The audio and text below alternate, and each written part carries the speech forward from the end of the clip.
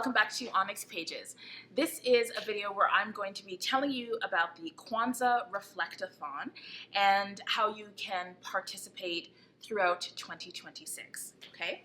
So the Kwanzaa Reflect-a-thon is a sort of anti-readathon, because you don't have to actually read anything, you just have to think about what you've read, that I started in, I think, 2017 when I started this channel, and I've been doing it sort of on and off.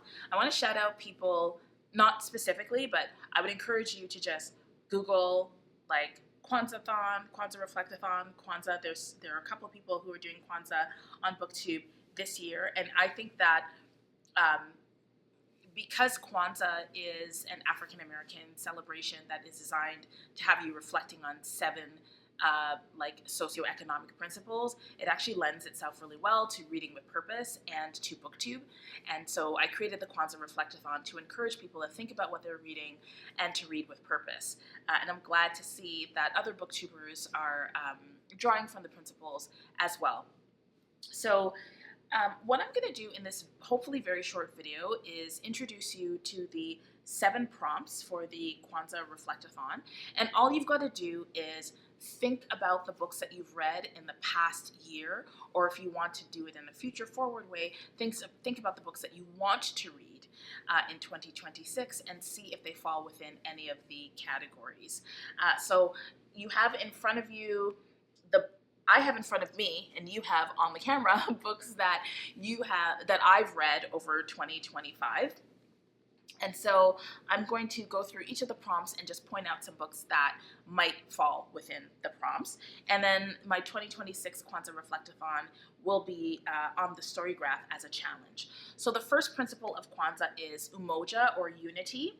And the prompt is a story about a community or a family working to address forms of oppression that impact Black peoples, okay? So I would say one book that I read this year that falls, actually many of them do, but The Summer We Got Free is one where there's a great sense of community and people coming together, as well as The Reformatory by Tananarive Due. That's definitely an example of unity, and I think that there's an element of it as well in The Children of Anguish and Anarchy. Oh, and Chocolate Chip City by B. Steadwell. So many examples. Okay, the second prompt is Kujichagulia, self-determination. So this is a story about a character with a strong arc where they become who they are meant to be, or they are, there's a coming into oneself, right?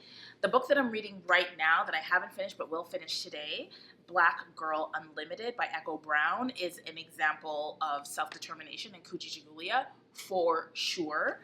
I would say A Crown So Cursed by L.L. McKinney.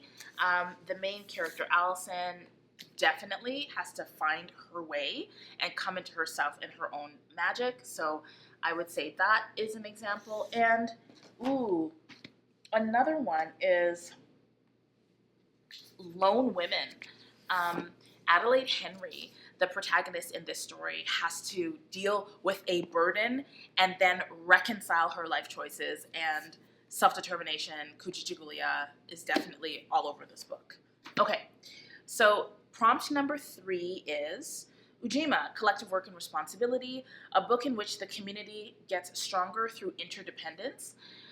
I would say this one, Sky Full of Elephants, oh my gosh, Sky Full of Elephants, definitely has a community that is working hard on interdependence, as well as Metatron's Children, as well as Orleans by Sherry L. Smith, and probably others, but I would say of the books I read this year, these would be 3.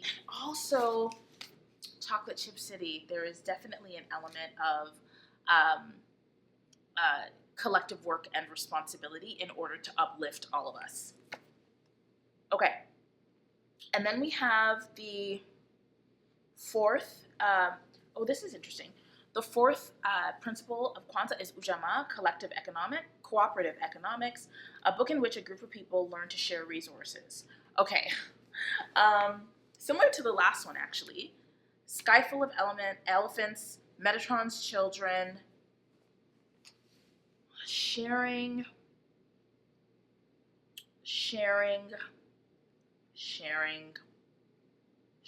I think those two would be, and Lone Women, but I think it's strongest.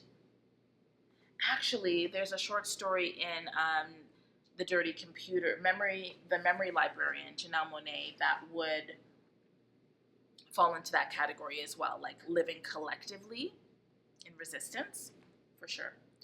Okay, the fifth prompt is Nia, Purpose, a book in which a character learns or remembers who they are by learning more about their African roots.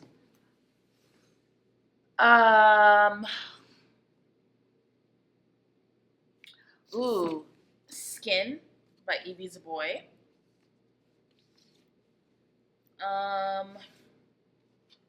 Conjure Island by Eden Royce. I think because of their African roots. I think that's it so far. Oh, Jesmyn Warden, Let Us Descend. Yes. Yes, for sure. Okay, and sixth principle is Kuumba, Creativity, a book in which the character's creativity is a source of their supernatural powers. This is one of my favorite prompts. Definitely the summer we got free. And, yes, definitely Chocolate Chip City. The characters are witches. They're like three siblings who are witches, and their creativity is a source of their power. And I think those are the ones that stand out for me right now of the books I've read this year. And then the last one should be Imani, I think, Faith. Let me just get back to my prompts. Yes, so 7 is Imani, Faith, a book in which the main character struggles to forgive their family, community, or nation after experiencing a betrayal. That's a big one. Black Girl Unlimited by Echo Brown, I'm reading right now. The Summer We Got Free, so many of them. A Betrayal. Orleans. A Crown So Cursed. Children of Anguish and Anarchy. Let's see. Skin, there's a betrayal here. There's a betrayal in The Reformatory. In Lone Women. There's a betrayal in These Ghosts Are Family. And yes. Okay, so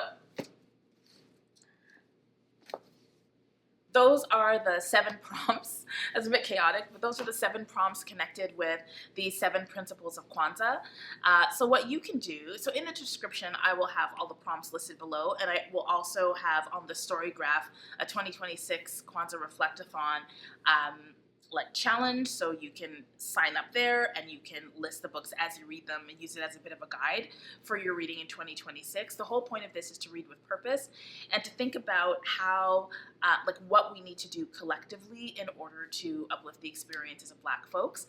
And one of the reasons why I created ONYX pages and why I read Black speculative fiction is because I think we need to imagine something different, and speculative fiction allows us to do that, and Black speculative fiction allows us to do that in a way that uplifts the experiences of Black folks, and that is what Kwanzaa is about. So I hope that you enjoyed this really quick and dirty Kwanzaa Reflect-a-thon video. So great to see you. Remember always to read with purpose. If you have watched this video all the way to the end, just seven emojis of anything. Okay, 7 emojis and then your comment. I would really appreciate it. Bye for now.